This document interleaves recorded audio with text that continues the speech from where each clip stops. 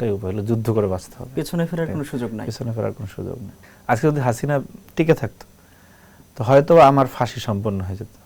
স্পেনে একসময় মুসলিম সাম্রাজ্য ছিল, সেইখানে রাজা রডরিকের নেতৃত্বে একসময় মানে জুলুম নিপীড়ন নেমে আসছিল। তখন আরবের যে বাদশা ছিলেন সে একবার এই জুলুমের বিরুদ্ধে অভিযান করছিল। তো সেই অভিযানে আমি সেনাপতির নামটা ভুলে গেছি, তিনি আরব সাগর পাড়ে দিয়ে স্পেনে আসছিলেন ডিঙ্গি নৌকায়। তো যখন ওই সাম্রাজ্যের মধ্যে ঢুকে এই সাগরের যতগুলো নৌকা ছিল পালতোলা, উনি সবগুলি পালতোলা নৌকা ডুবিয়ে দিয়েছিলেন। তারপর তার সহযোদ্ধাদের উদ্দেশ্যে উনি বলেছিলেন যে আইনাল মাফার, যে অর্থ হচ্ছে ফেরার কোনো পথ নাই। তোমরা যদি জন্মভূমিতে ফিরে যেতে চাও নৌকার ডুবিয়ে দেওয়া হয়েছে, আর যদি এখানে থেকে নিজে আত্মরক্ষা করতে চাও কোনো সুযোগ নেই, কারণ এই সৈন্যদের কাছে তোমরা মারা যাবে। তাহলে একটাই উপায় হলো যুদ্ধ করে বাঁচতে হবে। পেছনে ফেরার কোনো সুযোগ নাই। পেছনে ফেরার কোনো সুযোগ নেই।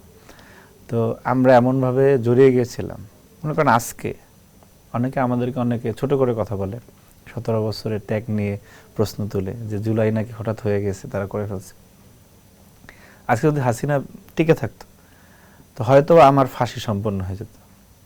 এরকমই ছাত্রদলের অসংখ্য নেতাকর্মী গুম হয়ে যেত, অসংখ্য নেতাকর্মী কারাগারে থাকতো, আমাদের কেরিয়ার বলতে কিছু থাকতো না।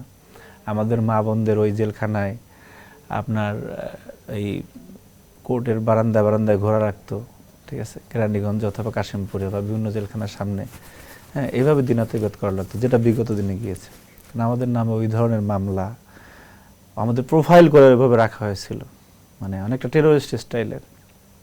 আমাকে যখন পুলিশ হত্যা মামলা সর্বশেষ গ্রেপ্তার করে তখন আমাকে প্রোফাইল দেখাইছে যে মানে রাষ্ট্রবিরোধী কত কিছুতে আমরা জড়িত। আমাদের কি অপরাধ ছিল?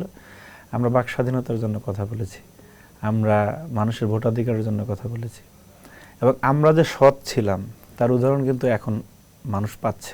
কারণ আমাদের যদি ওই ধরনের কোনো ইন্টেনশন থাকতো যে বিএনপি কোনোভাবে ক্ষমতায় এনে আমরা লুট করব, তাহলে তো এই যে 12 ফেব্রুয়ারি নির্বাচনের পর এখন পর্যন্ত আপনি বাংলাদেশের সকল গোয়েন্দা সংস্থা, সাংবাদিক, অনুসন্ধানী আছে, তারা খোঁজ নিয়ে দেখবে।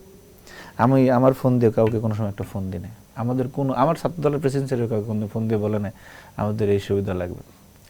আমরা যে সত্যিকার অর্থে দেশের জন্য লড়ছি, সেটা এখন তারেক রহমানের জীবন আচার, তার স্টাইল আমাদের কাজের ধরনের প্রতিফলিত হচ্ছে।